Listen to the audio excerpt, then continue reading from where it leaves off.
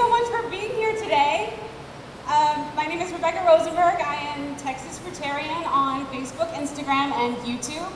And I've been vegan for the animals for 10 years. And thank you, vegans, thank you. And I've been following a raw and fruit-based diet for the last 5 years. It'll be 5 years in October. Today I'm so excited to be here and share my healing story with you.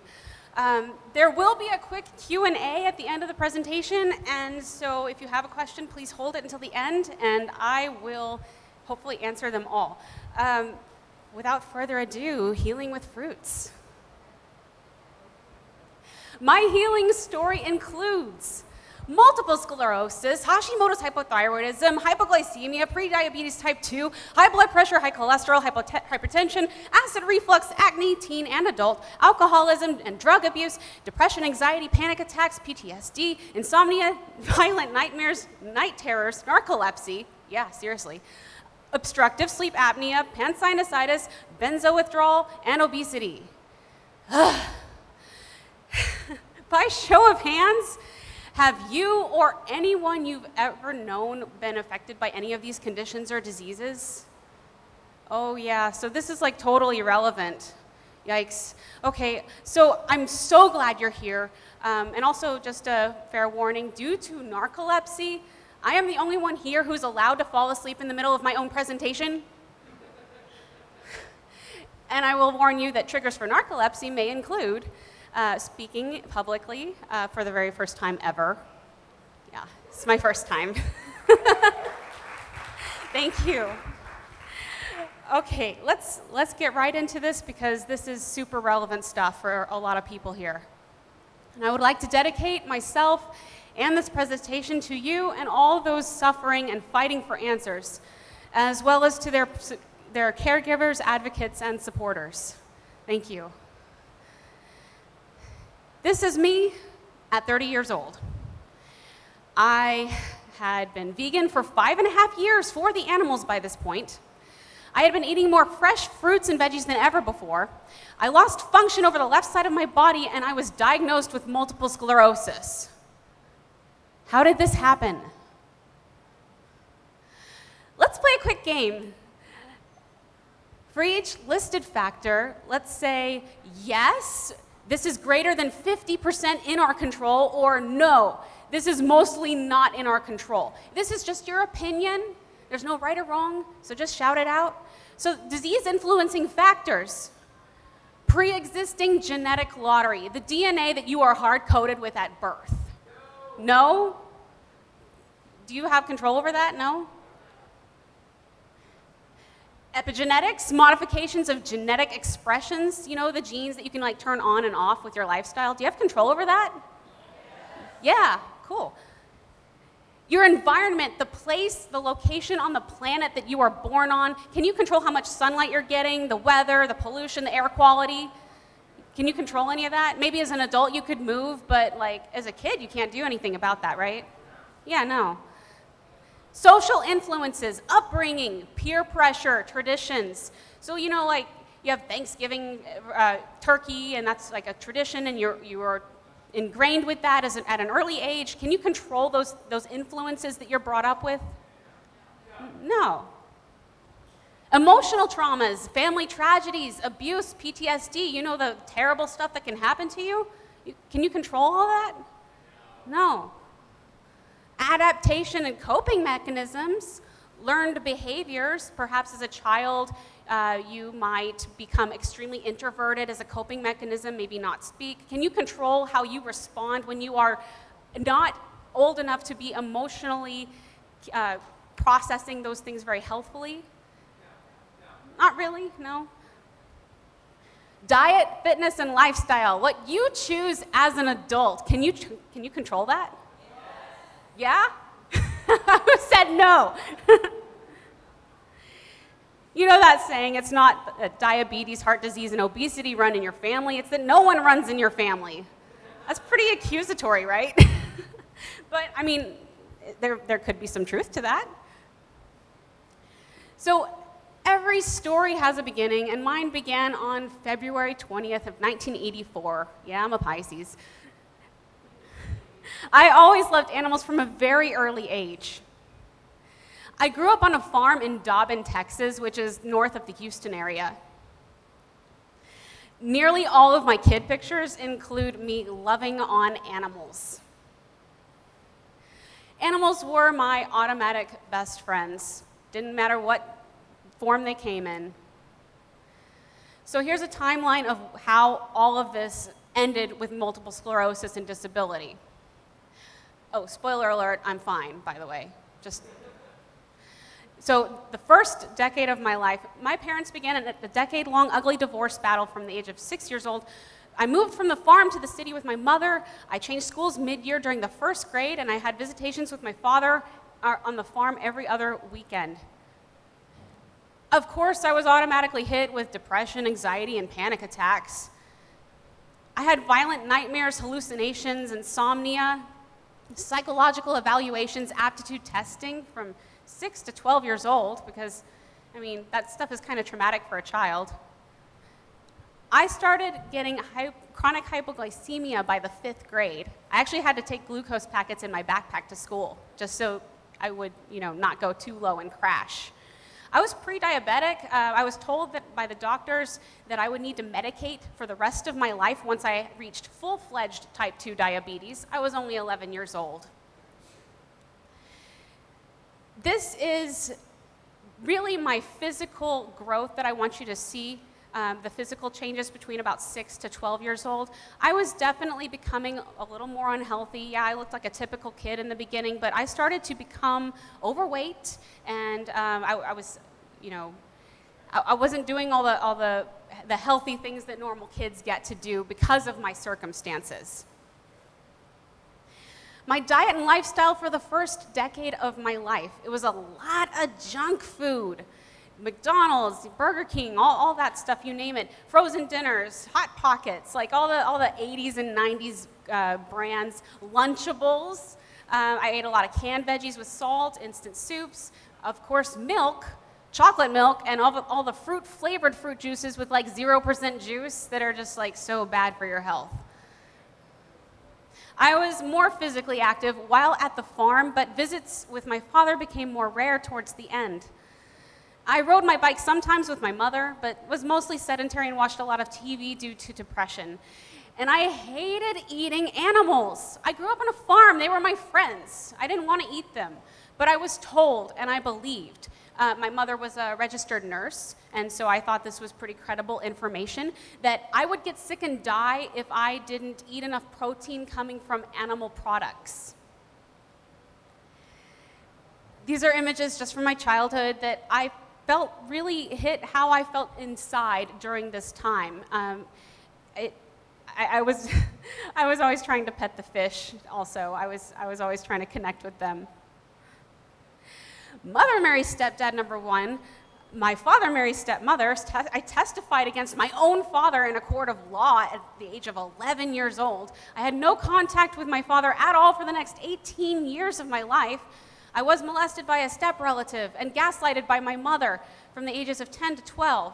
And for those of you who don't know what gaslighting means, it's basically like you made this up and you did it for attention, and I am so convincing that you actually believe me, that you actually doubt your sanity. It's awful. My mother divorced my stepdad number one to be with stepdad number two, and after a long and exhausting game of musical families, I voluntarily committed myself to a teen psych hospital for suicidal behaviors and severe depression. I was introduced to Paxil, Zoloft, Celexa, Adderall at the age of 17. Of course, none of them actually fixed the underlying cause because, as you know, drugs don't actually fix the problem. They just kind of put a Band-Aid over it for a short time. I ended up running away from home and dropping out of school at age 17. I'm self-medicated with alcohol, weed, and even some ecstasy at 17 years old. I began working in a high-stress, sedentary law firm at 18 years old, and I would then work in law firms for the next 16 years of my life. It was actually a beautiful thing for me because it gave me financial stability after all of that, and I was finally on my own and a fully functional adult. I went vegetarian for the animals in 2003 I was 19 years old, and I honestly didn't know any better. I honestly thought, dairy, the picture that I had of dairy came from my own little small farm in Dobbin, Texas. I had no idea what they were doing, and we didn't really use a lot of it, so I had no clue. But I legit was so suicidal and depressed that I still believed that I would die without eating meat. And so when I actually gave up meat for the animals, I thought that I probably would die, but I was okay with that. But I just decided I didn't want to kill any more animals for the sake of my life. But again, spoiler alert, I didn't die. By 16 years old, I was prematurely aging. This is actually me on my 16th birthday, and I look at this now and I'm like, you were actually a much more beautiful woman than you even realized at that time. But I could still see, I just still always looked so much older than my peer class. My second decade of life was still doing a lot of junk food. I even did a lot of low-fat products because they're supposedly healthier. Like low-fat yogurt and low-fat dairy, and it's like, oh, we just took 1% off the fat, and now we can call it low because it's technically lower. I did eat a lot of Tyson skinless, boneless, pre-cooked chicken breasts that are preserved in salt water. That was my protein after school because, again, I was still following that idea at that time when I was a young teenager. I was on a diet as early as 10 years old, and the diets that I do remember that my mother put me on and sometimes did with me were Atkins, Jenny Craig, Weight Watchers, and Slim Fast. And let me tell you about Slim Fast. It's a shake for breakfast, a shake for lunch, and a sensible dinner. But let me tell you, when you are like 12 years old and you are still growing, a shake for breakfast and a shake for lunch, and by dinner time you are binging because you are nutritionally deprived and starving. So I binged a lot. Oh. Coffee and tea. So I was always really bad about getting out of bed in the mornings, and my mother would actually come into my bedroom and give me coffee as early as 10 years old to get me out of bed. And I guess they just thought I was being bratty and a teenager or a preteen and at that time, but come to find out there were actually some reasons for that, but we'll get more into that later. Oh, and I actually legit thought that diet sodas were basically the same as drinking water. That's what my mother told me. So when I got home from school every day, I would drink like 2 or 3 diet sodas and just, think it's water. I tried to stay active, but I always struggled against my body and never made it far. I considered that maybe I was just lazy. I was the chubby, slow kid that was always picked last for sports in school. And after running away from home and dropping out of school in 2001, food was much more scarce. And many days I lived on the Jack in the Box dollar menu. So gross. After going vegetarian in 2003, I substituted cheese and eggs for meat because I still had those ideas like I needed protein. And I still had that idea that, animal products give us protein. This is 7 days after my 16th birthday. I auditioned for a community theater play called If the Good Lord's Willin' and the Creek Don't Rise by Pat Cook. I found that doing theater as a child who was extremely introverted and by this time extremely traumatized by her childhood, that I really enjoyed stepping into the character of somebody else for a change and not being me. So I was very much drawn to community theater, and it's just, volunteer. It's not for profit. But I met this kid. He's blonde, and I saw him across the room at the audition, and we just kind of had a moment, and it was love at first audition. I ended up getting sick during the rehearsals with mono, and Corey took care of me between scenes. He's a Boy Scout, so he brought a sleeping bag and let me sleep between scenes, and he would just tell me when my cue was, and I would go on stage like nothing was wrong. And we dated on and off for the next nearly 6 years. I broke his heart a few times because I had perfect role models growing up. Oh, this is hard. I wrote this on the slide so I would be sure to say it to you. At 16 years old, okay, so how many of you have ever been a teenager at any point in your life ever? Yeah? Cool, ex-teens, awesome. So you'll get me. At 16 years old, While boarding a Metro bus with Corey, the bus driver looked at him and then me, and then asked, in all seriousness, "Ma'am, is that your son?" He is 9 months older than me. I died. How many of you have ever, to be confused with, as a middle-aged mother of a 17-year-old boy at 16 years old was devastating for me. Continuing the timeline, adult acne, it kept following me from teenager years, no matter what I did or didn't do. And even after I ended up giving up dairy, just so you know. Hashimoto's hypothyroidism, I was diagnosed in my very early 20s. I took Armour and Synthroid and Levoxyl, depending on what my doses were.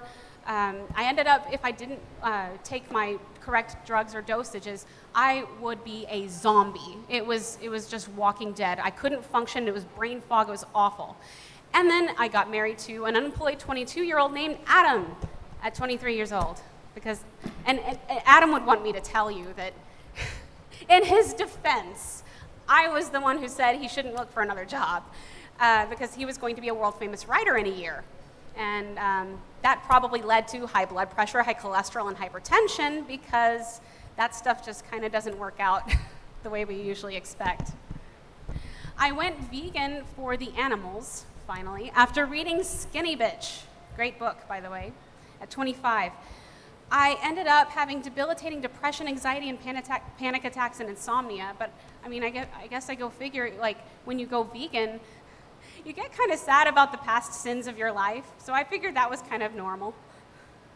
I started using alcohol and caffeine as coping mechanisms. I used them as uppers and downers to get me out of bed in the morning and to get me down to sleep at night. I didn't really understand a better way to do anything at that point. I mean, I knew it was bad, but I didn't have any other answers in my mind. Like, I don't know how to fix me. I don't know how to fix what's wrong with me, and there's just something wrong with me, and I just don't know what it is. Acid reflux, I ended up, because of the caffeine, I ended up having acid reflux, and I would have to take a Prilosec treatment every 6 months, or else I literally felt like I was having a heart attack. I started taking Cymbalta and clonazepam, which is a benzo, by the way, to save my marriage, because things weren't going so well. I got divorced. Usually taking drugs doesn't fix the problem. It's a pretty good lesson, I think. This is me at 25 years old, and I really want to show you, like, physically, at 25, I was being cast in community theater roles as a middle-aged woman. I was a middle-aged secretary in this show, Footloose, or no, this was Urinetown. This is Footloose. I was cast as a middle-aged preacher's wife, and at 25 years old. My on-stage daughter was 17, and my stage husband had 4 grown daughters in real life, and one was older than me. I was married to Adam for 6 years, and these were 2 pictures that really struck me hard during that time. They were posted by some other people and onto Facebook. Me with a wine glass, drinking, obviously, and then me with the family photo looking very, very similar to his middle-aged mother. I cried. I was devastated when I saw these pictures. And I begged the posters to take them down. I was always the only vegan in the room, and I felt self-conscious and humiliated as I just thought the world was laughing at me for being a sick and unhealthy-looking vegan. I didn't think that was fair either. My diet and lifestyle pre-vegan, I included so much cheese and eggs for protein, only a little bit of fruits and vegetables. My post-vegan diet, I did have more vegetables and fruits, especially from local farms and markets. I did also include a lot of olive oil because my endocrinologist told me that this was a great idea to drink olive oil for your thyroid. I loved the vegan processed foods as well, and I felt personally responsible for supporting all of the vegan brands as they would come out, because it's like, you want to vote with your dollar, so throw the money at the vegan companies. So I ended up eating a lot of processed vegan junk foods. After going vegan, I thought my health would improve significantly and that I would lose weight. And I ate everything as long as it was vegan and essentially thought it was like diet food. And my health continued to deteriorate. I coped by increasing my alcohol and caffeine intake as uppers and downers. This is me at 28 to 29 years old. This was the last picture I took with my ex-husband, and I couldn't help but noticing how wide my face had gotten and how puffed out and swollen I looked. And then this was another community theater shot.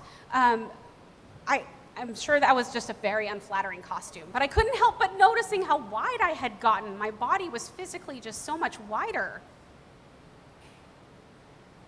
Now we're up to my 30th birthday, and I had divorced my ex-husband, and I had a new boyfriend. His name was Andrew. He's a plumber, so he always wears overalls. And our friends were like really upset that I'd never had a princess birthday party, so they made me a vegan Elsa cake. I couldn't help but noticing when I saw these pictures that how much I physically resembled my obese, elderly grandfather. My face, my neck, the swelling in my waist, and my hips. It was just, to me, it was just like I was just a balloon blowing up, just continuing to blow up, no matter what I did.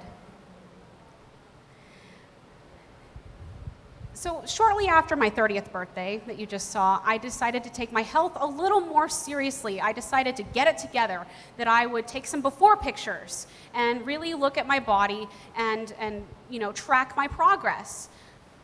These were some of the before ones. This is the most uncomfortable slide for me to look at because I remember not just what I looked like, but how I felt in my body, and I felt sick. It wasn't even that I wasn't as confident just physically. It was just, I felt awful. I felt like I was dying inside. I actually cried after I took these pictures. So the timeline continues, and after I got divorced, I tried to get off that benzo that I took, the one that I tried to take to save my marriage, and it just didn't work. I didn't realize before I started taking it every day for several years that it was very dangerous to withdraw from benzos, and it can be fatal if you don't do it gently and appropriately. I experienced extreme withdrawal symptoms. You can actually look up the benzo withdrawal on Wikipedia if you want to know more about that. But my symptoms nearly got me fired from my job.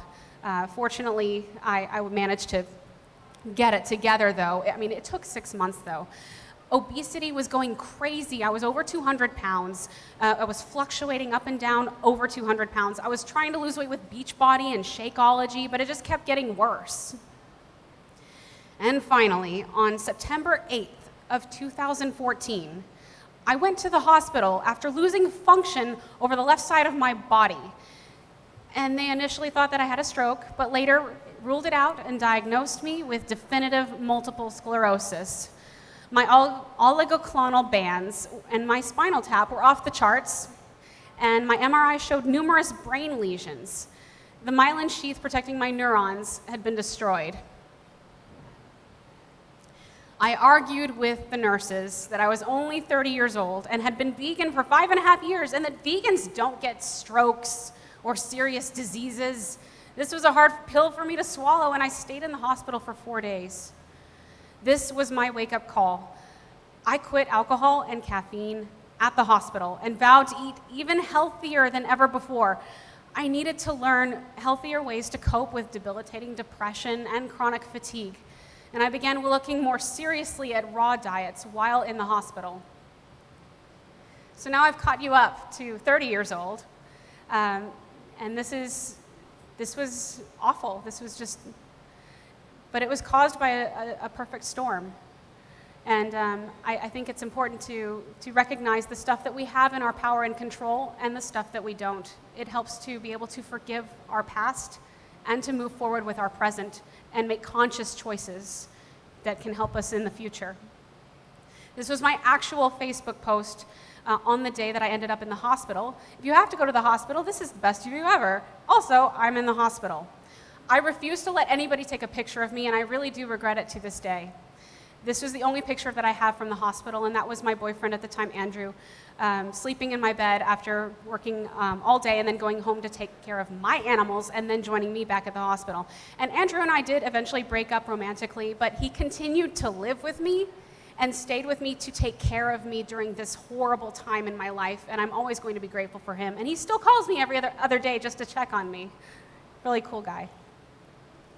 But after being released from the hospital, I still played with eating vegan cooked foods. I would do tofurkey with vegetables. I felt especially worse after consuming any salt, fat, or processed vegan products. I still thought that that eating vegan like this was healthy. It was bright and colorful. On October 12th of 2014, almost a month after the hospital, a nurse came over to my house to teach me how to self-inject Copaxone for multiple sclerosis.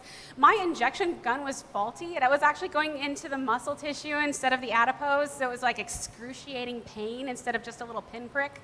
And we didn't know that at the time, though. We found that out after. I decided, anyway, the day that the nurse came, I decided to do everything in my power. I decided to help heal myself. If I was desperate enough to try these MS drugs, I was also going to be raw and vegan for my health.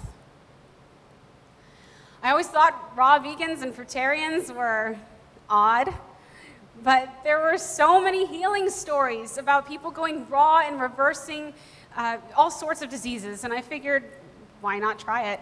If I'm wrong, I'm eating tons of fruits and veggies, which are probably good for me anyway, but what if it really works? I'm willing to find out for certain. And this was the part that really was my why.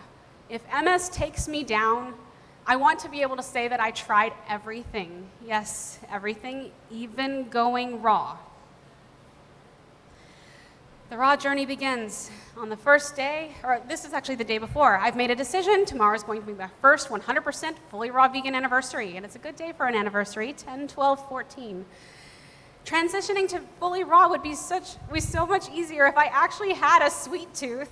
True story, I didn't have a sweet tooth. I was always a savory, salty person. But I got to keep fruiting myself, so I devoured a whole watermelon. This was my very first raw haul. And I learned from trial and error about how many fruits I needed to buy and also vegetables. And my ratios tended to change over time, you'll see. Here's an example of my first few days as a raw vegan. I'm just like, yes, day 3, perfect. A beautiful plain fruit meal. And then over there on day 7, I'm like, what is going on here? The food combining is just atrocious. Like most new raw vegans, I didn't know what I was doing. I had an idea based on what others were doing, but it took me a lot of trial and error to figure it all out. Here are more examples. On day 10, I start out with a beautiful salad with acid fruits, and then I say in the description that I'm about to pour a bunch of macadamia cream and avocado dressing all over it, which I can't believe I did that. And some more atrocious food combining to show you. So I was not perfect starting out. This is an example of me on my injection nights when I was still injecting myself with the MS drugs. I would offer myself a little treat as a reward for actually getting it done. But I ended up quitting my MS injections after nearly 4 months of agony. And I found out after I had quit that my gun had been faulty all this time. I did stay raw. I actually put all of my egg fruits in one basket and went with the raw lifestyle as my curative approach. I would rather die than suffer. That was my decision when I decided to rely on raw. I have to laugh at this. This was an example of a day 17 lunch. Again, another rookie mistake. Raw eggplant on a plate? Gross. Never did that again. A beautiful salad with fresh fruits in there, and then I go and say I'm going to add an avocado dressing on top. Another rookie mistake. I started noticing small physical improvements like clearer skin and eyes as I went along in the raw. Even though I wasn't perfect, it was still giving me some improvements physically. I started learning how to buy more and more fruits specifically. You can see in the back of this photo, I have a whole case of oranges and a whole case of tomatoes and another whole case of zucchini and then a bunch of other little stuff in between. But I was definitely learning to buy more fruits specifically for the fuel. Raw healing rookie mistakes. Underripe fruits caused horrible cramps, gas, and bloating. Mixing fats with fruits caused my blood sugar from, daily hypoglycemia since the 6th grade, and gas. It also caused gas, but I noticed these patterns. Also, raw nuts in the store, I found out, are actually really blanched. Raw cashews can also be dangerous for the workers, and it can be a human rights issue depending on your source from them. Overt means mostly made of, so overt fats exacerbated my autoimmune symptoms. My obesity slowed down my healing. That would be avocado, nuts, seeds, coconut meat, and raw oils. None of that was benefiting me. And despite the neurologist recommending me to eat coconut oil every day for my brain health, yeah, that didn't work out so well. Salt and sodium products also exacerbated my autoimmune symptoms and caused bloating and water retention. Fermented foods exacerbated my autoimmune symptoms and caused upset stomach, bloating, and gas. I don't think this is everyone's experience, but for me, it ended up being a probiotic overload. And what I did end up learning later on is that fruits and veggies already contain prebiotics and probiotics. So if you throw a bunch of probiotics on top of an already balanced gut, it can kind of throw things out of whack the opposite way. Overly complicated and gourmet raw recipes. Oh, they're so delicious and so pretty, the ones that you flip through on Instagram, but they were not conducive to my healing. And they were fatty, salty, expensive, and they took way too much time to prepare. I was still working full-time in a law firm during all of this, by the way, so I didn't have that kind of time to make these long, elaborate meals. Raw, packaged junk food. It says raw on the package in the store. Most of the time, it's not actually truly raw or even healthy. A better fruit haul, and actually I think this is an all fruit haul, just sweet fruits and non-sweet fruits. I was definitely refining my fruit hauls. And now for the weight loss portion. By day 37, I was already at 186 pounds. This was the first body progress photo that I was ever brave enough to share publicly on Facebook. I am wearing the same old dress that I took many of my before pictures in, and I had lost a fistful of inches, and the mobility lost from multiple sclerosis had been coming back pretty rapidly. I was now able to release my blood pressure medicine and acid reflux medicines in just that short 37 days. I ended up meeting Fully Raw Christina and shopped at her co-op off and on for several years. You can see how my face changes along the progression line. The lower my fat intake, the better my blood sugar. I didn't have any more daily hypoglycemia as long as I followed this simple rule. As long as my fat remained extremely low, my hypoglycemia was gone.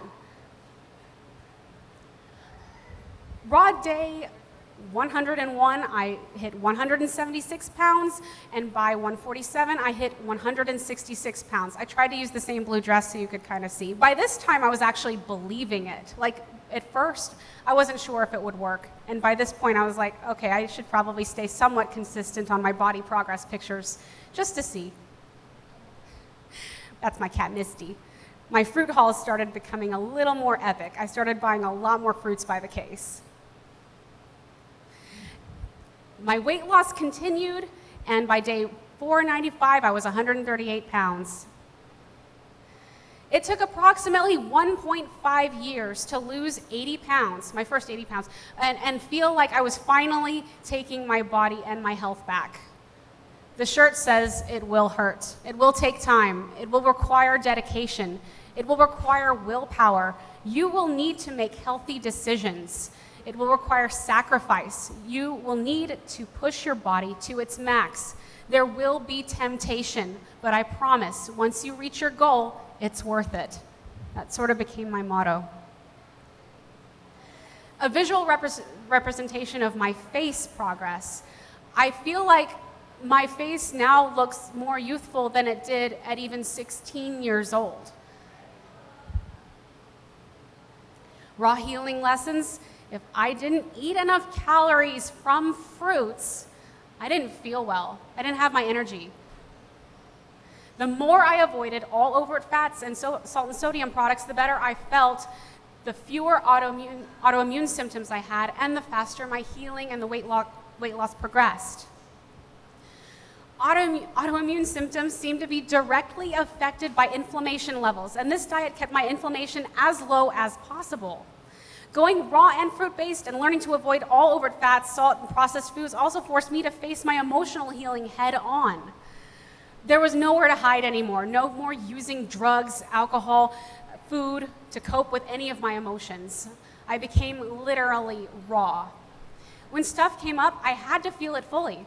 The only way to move forward was to go straight into the feelings and experiences. Old baggage and new stresses were starting to be processed healthfully for the first time in my life. Just a pretty picture of tropical fruits. Raw healing lessons. Buying in bulk and on sale helped keep the prices reasonable. Making friends with my local farmers and produce managers also helped. When money was tricky, I reminded myself that this was still cheaper than hospital bills, and then I focused heavily on bananas because they are the most affordable fruit for me in my area. The more simple I made my meals, the easier the lifestyle became to sustain, and the less stress it created. Fear of missing out, FOMO, today turned into fear of unnecessary suffering tomorrow. There are no shortcuts or quick fixes. Real healing takes time, patience, and consistency. Mango Island. I did a few fruit island challenges, and Mango Island is probably one of my absolute favorites. And then this happened in 2015. I reconnected with Corey almost exactly 10 years apart to the day.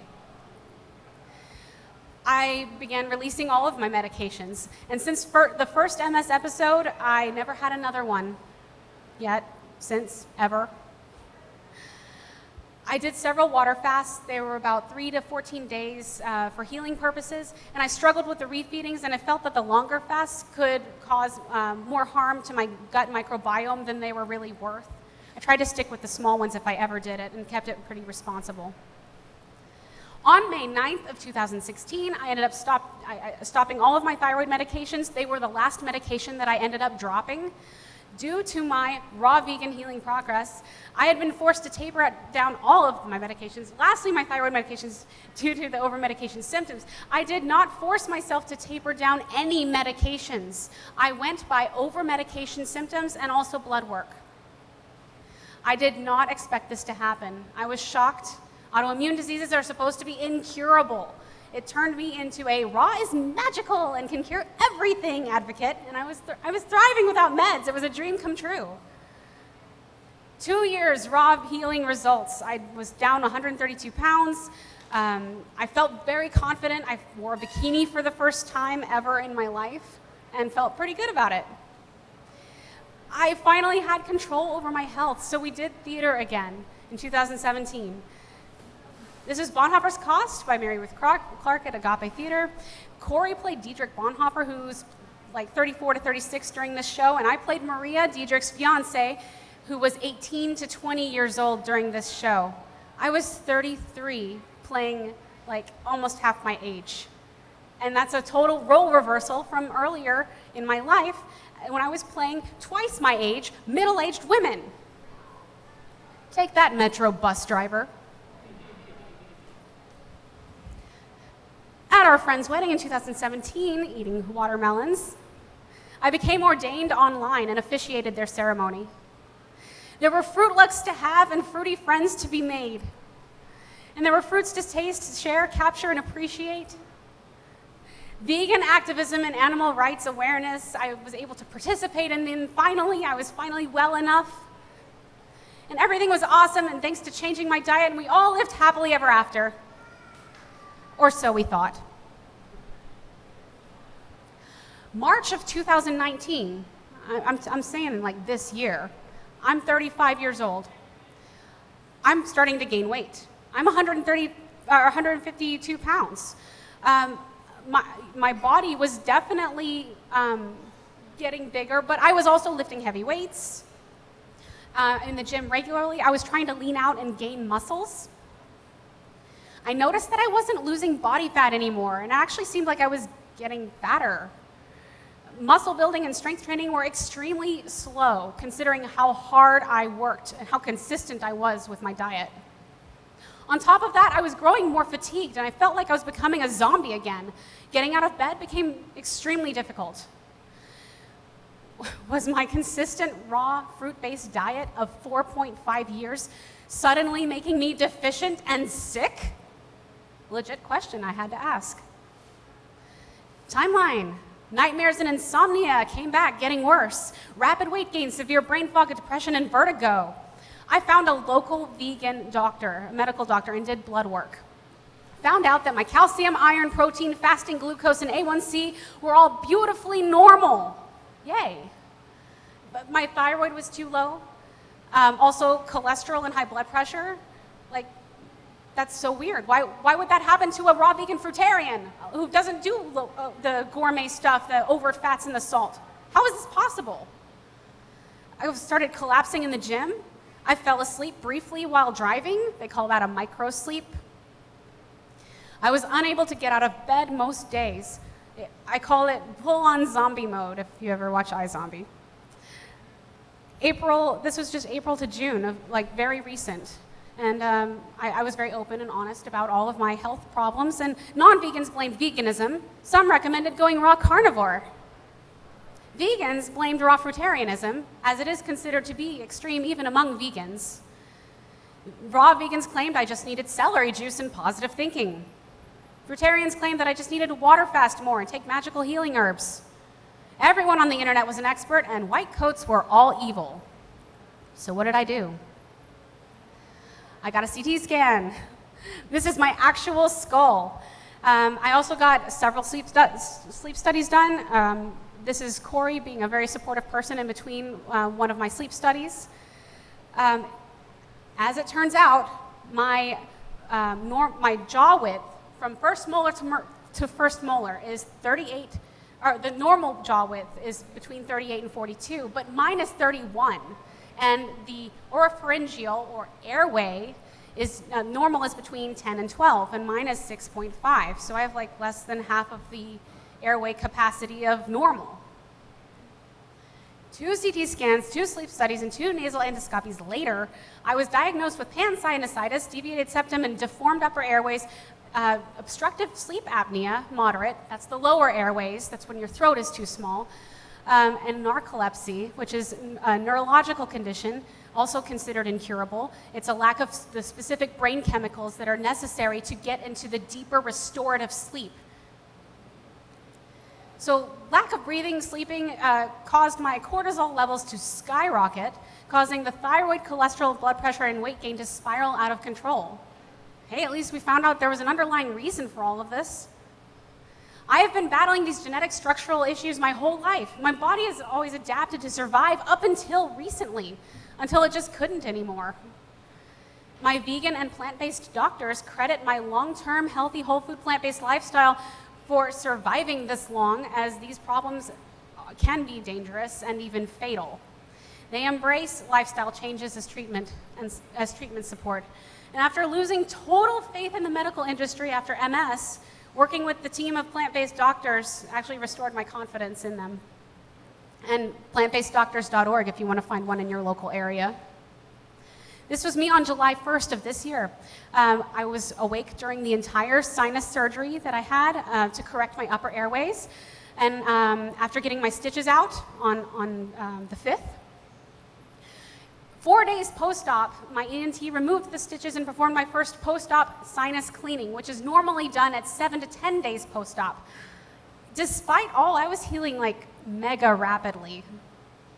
11 days post-op, I went back to the gym to lift heavy weights, and on my first day back, after being mostly bed-bound and sedentary for 3.5 months, I was able to low bar squat 85 pounds with perfect form. Shocked myself. 14 days post-op, on my second day back to the gym, to lift heavy weights, I made a new personal record, and I pulled 155 pounds doing conventional deadlifts without a belt. I am proud to say that despite the deck being totally stacked against me, I still reached my goal of deadlifting my body weight for today. Today is 26 days post-op, and I'm grateful to be here with you and share this story. I am still on the healing journey and will rebound and thrive once again. It's only a matter of time, patience, and consistency. These are a few of my meals post-op. Still doing the fruits, still doing the raw, still doing the of course, always vegan forever for the animals, but continuing my faith in this healing lifestyle. The summary, though: a low-fat, low-sodium, whole food, plant-based diet, whether cooked or raw, is the only diet scientifically proven to prevent and reverse numerous health conditions and diseases, or at the very least, drastically improve quality of life. And anecdotally, the raw and fruit-based version makes me feel and perform my very best. An active lifestyle also helps to support my brain health and muscles. There will always be disease-influencing factors outside of our power and control, but that is never a valid reason to give up or to stop trying to achieve our highest possible quality of life. We deserve to thrive as best we can. I think the American Dietetic Association might agree. It is their position that even vegan diets are appropriate for every stage of life, including pregnancy, lactation, infancy, childhood, adolescence, and for athletes. Your story isn't over. Each day is a new opportunity to give it your all. Don't give up. Thank you.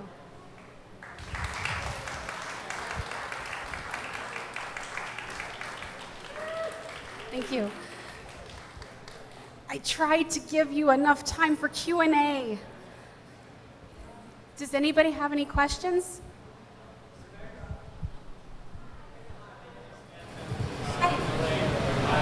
Dry fast. How many you eat? What was the longest one? And you mentioned that you don't want to go back to dry fast. What's the reason? Oh, water fasts. I did a couple of. I did like two short dry fasts, but I honestly wasn't a fan of how it made me feel. I didn't find it, they say, oh, dry fasting is like 3 times more effective as water fasting. I didn't find that to be true. But I feel better hydrated with water fasting.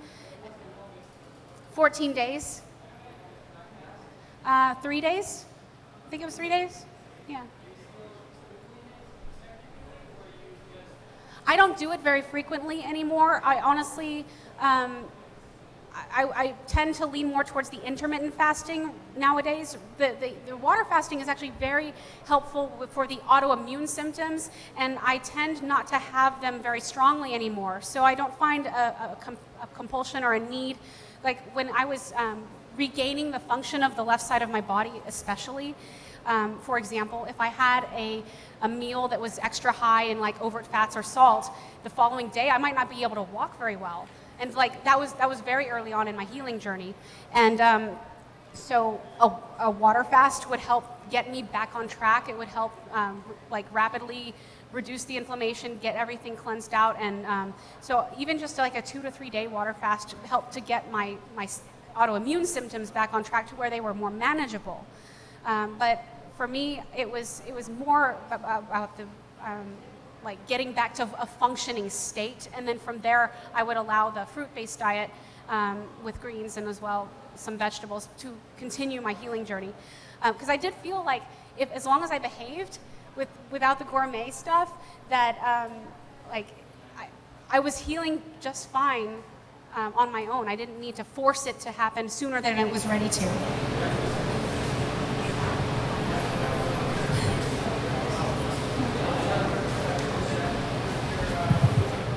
Juicing. I was never a fan of it because of hypoglycemia.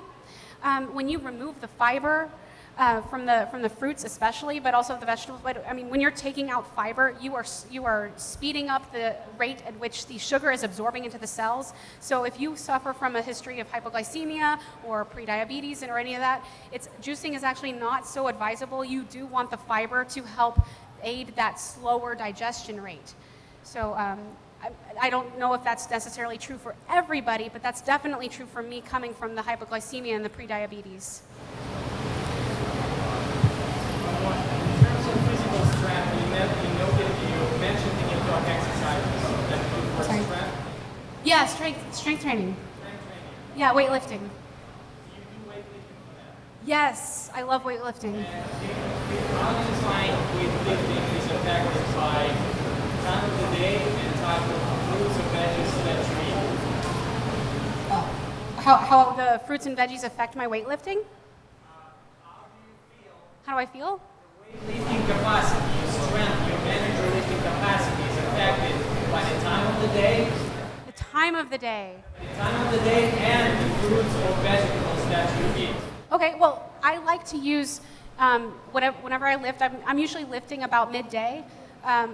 For the morning, I don't generally like to lift while I'm fasting. Cardio fasting is different, but weightlifting, I like to be fueled by a lot of fruits. I tend to stick to mono fruit meals the morning of lifting, and then to get my energy and my what's the word?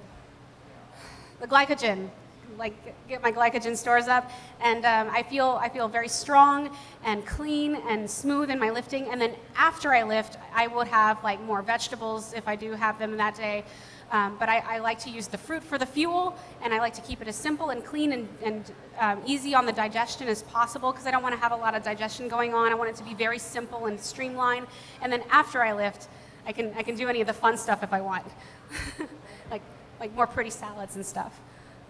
And what was the decision behind going to weightlifting exercises for strength versus calisthenics, like body training, like push-ups and pull-ups? I mean, without weight. Yeah, I don't know. I feel like having been disabled for a short time, I just feel like it's the ultimate middle finger to my diseases to lift as heavy as I possibly can.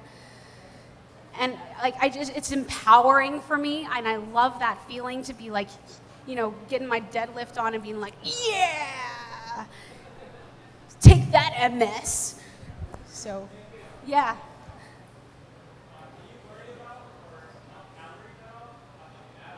Oh, I used to count calories, especially in the beginning, just to see what I was doing. In the earlier phases of my journey, I ended up doing like between 2,000 and 3,000 calories, and I was still losing weight consistently. But as I've gone along and the longer I've done it, I noticed that I don't require so many calories anymore. And so some days I like to keep my range at least 1,800.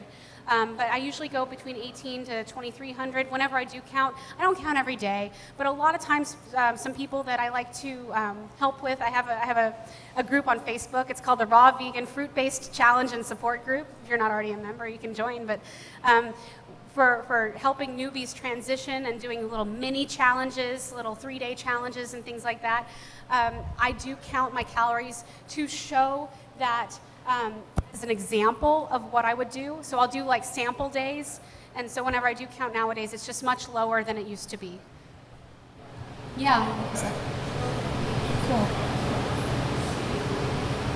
Anyone else?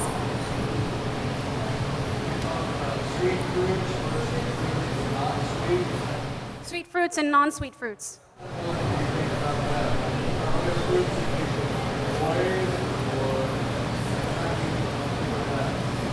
I didn't hear that. Sweet fruits versus non-sweet. Yeah. Yeah, okay, so a non-sweet fruit would be like a tomato or a bell pepper or cucumber or zucchini. Eggplant is also a non-sweet fruit. Pumpkins, okra as well. Okay, raw.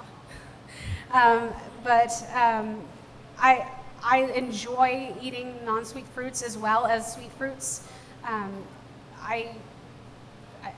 During the times when I am strictly fruit-based, I will still include some non-sweet fruits. I sort of have a tomato addiction, and I don't know, I just, they have a lower glycemic load, so sometimes if I'm wanting something a little more savory, because I'm more naturally a savory and salty person, naturally the fruits took a little bit of acclimation. But does that answer your question a little? Okay, cool. Yeah. Thank you. So, up next is Kevin. Thank you so much.